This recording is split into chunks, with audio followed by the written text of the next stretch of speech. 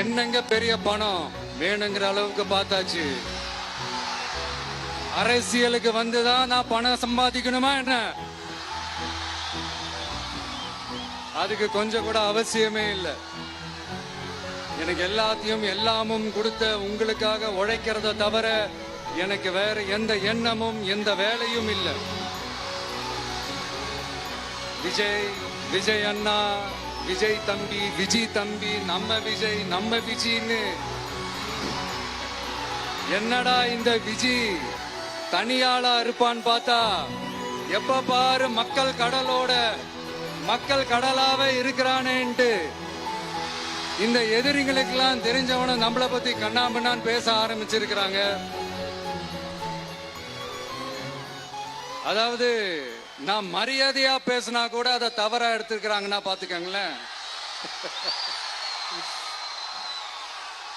அதனால யார் என்ன சொன்னாலும் அறிஞர் அண்ணா அவர்கள் சொன்ன அந்த பஞ்சு தான், வாழ்க வசவாளர்கள் அப்படின்னு சொல்லிட்டு போயிட்டே இருக்க வேண்டியதுதான்.